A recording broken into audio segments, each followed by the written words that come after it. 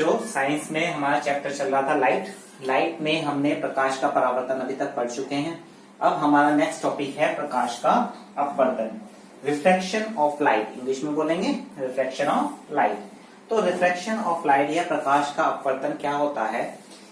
जब प्रकाश की कोई भी किरण एक पारदर्शी माध्यम से दूसरे पारदर्शी माध्यम में एंटर करती है तो अपने मार्ग से कुछ विचलित हो जाती है। जैसे यहाँ पर देखो, ये हमारी प्रकाश की किरण है जो हमारी वायु से किसमें आ रही है? कांच में आ रही है। ये वायु, बाहर वायु है और यहाँ पर क्या? कांच है। तो यहाँ पर वायु से कांच में जब ये एंटर करेगी तो ये सीधी ना जाकर अपने मार्ग से थोड़ा सा विचलित हो जाती है। या तो अभिलंब की ओर झुक जाएगी, ये हमारा अभिलंब है, अभिलंब की ओर झुक जाएगी या अभिलंब से दूर हट जाएगी। ठीक है, तो इस घटना को हम प्रकाश का अपवर्तन कहते हैं। ठीक, तो ये इसकी डेफिनेशन हो जाती है। जब प्रकाश की किरण एक पारदर्शी माध्यम से, ध्यान रहे दोनों माध्यम कैसे होने चाहिए हमारे? पारदर्शी, तभी हमारा अपवर्तन होगा। तो एक पारदर्शी माध्यम से दूसरे पारदर्शी माध्यम में प्रवेश करती है तो वह अपने मार्ग से कुछ विचलित हो जाती है और यही परिघटना हमारा प्रकाश का अपवर्तन कहलाती है। ठीक है, तो ये हुआ हमारा प्रकाश का अपवर्तन। इसमें ये हमारी आपतित किरण है, ये अपवर्तित किरण होगी। ये आई होगा हमारा आपतन कोण आई और आर होगा हमारा अपवर्तन कोण। ठीक है, और जिस बिंदु से ये दोनों किरणें एक माध्यम से दूसरे माध्यम पर प्रवेश करती हैं वो बिंदु हमारा आपतन बिंदु होगा और उस बिंदु पर जो लंब होगा वो हमारा अभिलंब होगा। ठीक, तो ये तो हुआ हमारा प्रकाश का अपवर्तन। अब प्रकाश के अपवर्तन के नियम के बारे में बात करते हैं। तो जैसे हमने परावर्तन पढ़ा था, परावर्तन में पहला नियम और अपवर्तन का पहला नियम दोनों एज इट इज है, बिल्कुल सेम है। ठीक है, तो देखो पहला नियम क्या है इसमें? आपतित किरण, अपवर्तित किरण तथा आपतन बिंदु पर खींचा गया अभिलंब सदैव एक ही तल में होते हैं। सेम यही डेफिनेशन कहाँ थी? परावर्तन में थी। तो इसमें क्या है? आपतित किरण, अपवर्तित किरण और आपतन बिंदु। ठीक है, आपतन बिंदु पर खींचा गया अभिलंब। ठीक, आपतन बिंदु पर अभिलंब कैसे है? क्योंकि आपतन बिंदु का पृष्ठ कौन सा है?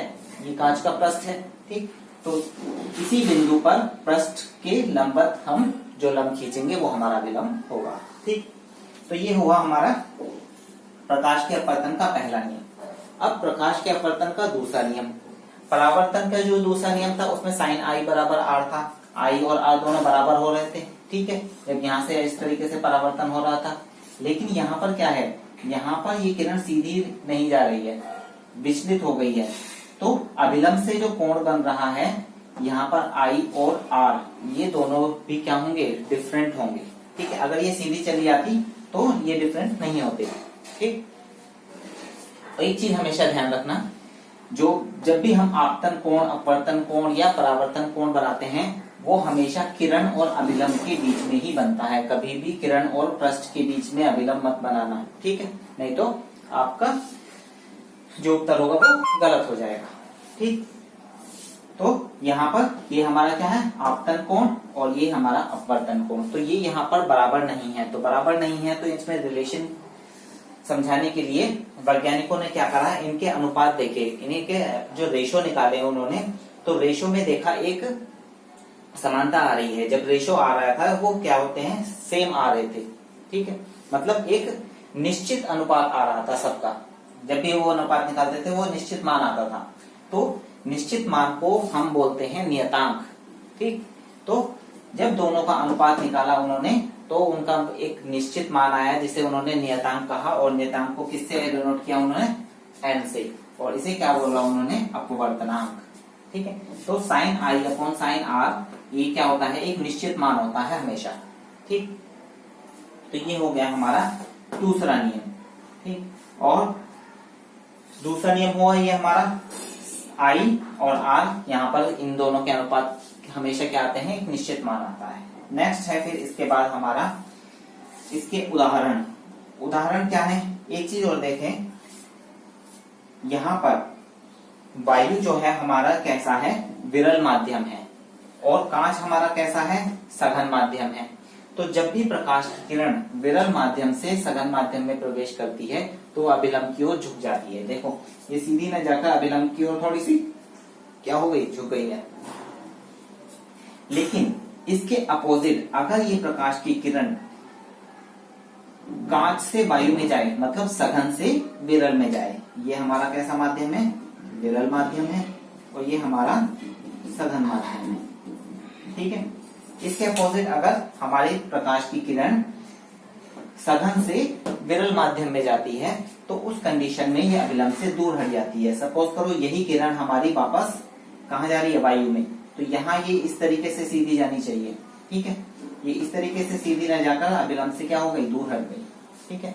तो ये हो गया हमारा प्रकाश का अपवर्तन सघन से विरल में, ठीक है। तो ये ध्यान रखना, जब विरल से सघन में जाएगी अभिलंब की ओर झुक जाएगी, और सघन से विरल में जाएगी तो अभिलंब से दूर हट जाएगी, ठीक।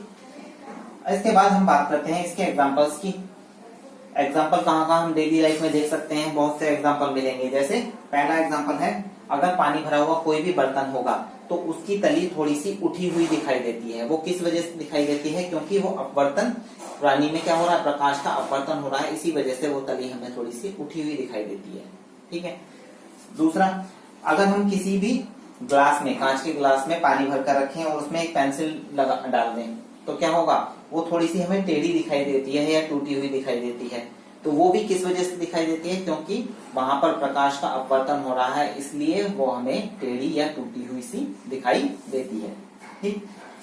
तीसरा पॉइंट, कागज पर लिखे शब्द ग्लास स्लैब, ग्लास स्लैब मतलब कोई भी कांच की शीट से देखने पर उठे हुए दिखाई देते हैं, ठीक है। कांच की शीट से अगर हम देखेंगे तो जैसे यहाँ पर बर्तन की तली उठी हुई दिखाई देती है बर्तन की वजह से, उसी सेम वही कंडीशन यहाँ पर भी होती है।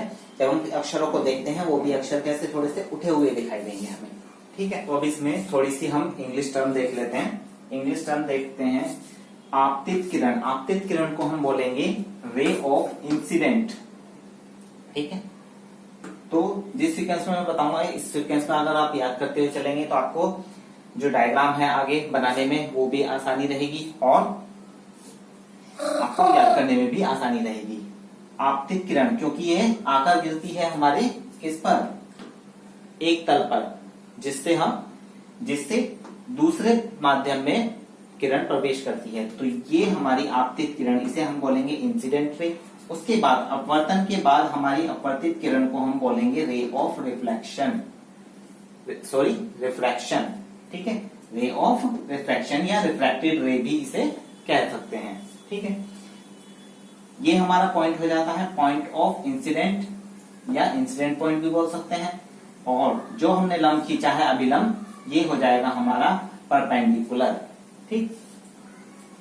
इसके बाद एंगल की बात करते हैं। ये हमारा आपतन कोण आई और अपवर्तन कोण आर। तो आपतन कोण आई के लिए एंगल ऑफ इंसिडेंट, तो इंसिडेंट का आई ही यहाँ पर यूज किया गया है, और एंगल ऑफ रिफ्रैक्शन, रिफ्रैक्शन का आर यहाँ पर अपवर्तन कोण में यूज किया गया है, ठीक है। तो और अपवर्तनांक को बोलते हैं हम रिफ्रैक्टिव इंडेक्स, ठीक है। तो ये कुछ इंग्लिश टर्म है इनके जो आपको पता होने चाहिए। आगे बड़ी क्लास में जैसे या कंपटीशन में, एग्जाम में आपके कोई भी नेम आता है इंग्लिश में तो आपको समझने में परेशानी नहीं होगी अगर आप अभी से इन सबको याद करते हुए चलोगे तो, ठीक है। तो ये हो गया हमारा प्रकाश का अपवर्तन।